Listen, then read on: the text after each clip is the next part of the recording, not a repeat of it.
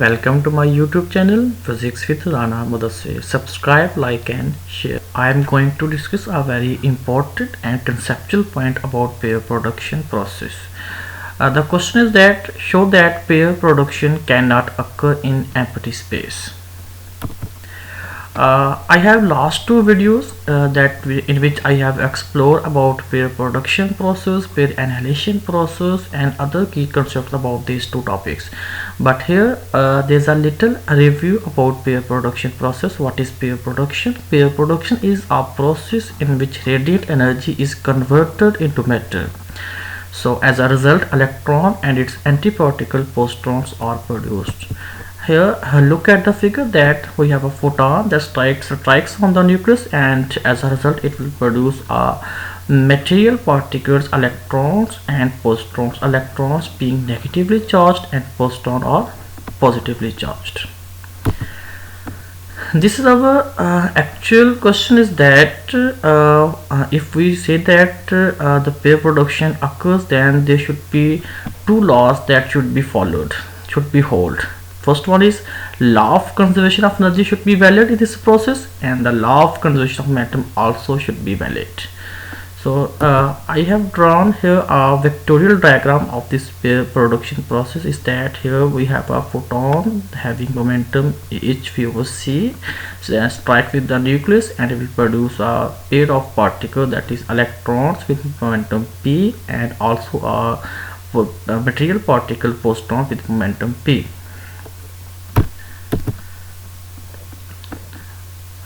From the conservation of energy, we see that the energy before the process should be equal to the energy after the process. So before the process, a photon having energy hv, that is equal to the energy of the electron and positron, that is 2 gamma m naught c squared. And here hv is the photon's energy and gamma m naught c squared is the total energy of each member of the electron positron pair. Actually, if we look at the vectorial diagram, we see here that we have two momentum components after the process here along the transverse direction, that is p for electron towards upward here shown, and for positron downward, and another component that is along the direction of the instance photons. Actually, in transverse direction, the angles are equal in order that momentum be conserved in transverse direction. Actually, in transverse direction, upward and downward, the angle between the p cos theta and p and the lower angle p cos theta and p, these two angles are equal for electron and positron. So we say that in transverse direction, the momentum of the electron and positrons are equal in magnitude and conserved. In the last slide, I have discussed about the momentum along the transverse direction for electron and positron, and now we will discuss about the momentum component along the instance photons, that is p cos theta for electron and also p cos theta for positron.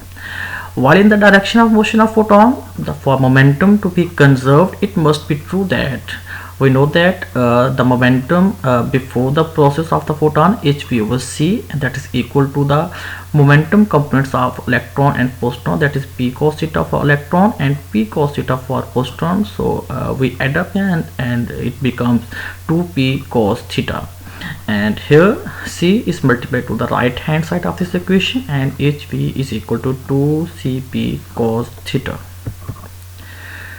Then we also know that momentum of a particle is equal to p is equal to gamma m naught v for the electron and positron. Then if we put this value of p in the above equation, then equation becomes hv is equal to 2c gamma m v naught cos theta. After that, to simplify this equation, we multiply and divide the right hand side of this equation by c, and we get that hv is equal to 2 gamma m naught c squared and v over c cos theta. If we look at this equation, we see that hv is equal to 2 gamma m naught c squared. It is actually the energy conservation that we discussed in the last slide, but here two factors are involved extra, that is v over c and cos theta. If you look at the v over c here, v over c is always less than 1 because c is the velocity of light in the denominator, and but in the denominator is v is the velocity of particle, and according to Einstein's relativity, and no one particle can move the speed of light, because if any particle move with speed of light, then its mass becomes infinite, so it is impossible. So we see here that v over c less than 1, and also if we look at the factor of cos theta, and cos theta having value always less or equal to 1, so overall this side of equation becomes less than the left side of this equation. So we write here hv less than 2 gamma m naught c squared. Its mean, hence it is impossible for pair production to conserve both energy and momentum unless some other object is involved in the process to carry away part of the initial photon momentum. If this equation is not hold hv less than 2 gamma m naught c square, its mean there are some other some other object that is involved in this process to take the momentum of some of the momentum of the instance particle to validate this momentum equation. As in the last equation, which predicts that there should be another extra object that will play a role in the conservation of momentum. So in order to conserve momentum for the pair production process, there should be a heavy nucleus involved in this process.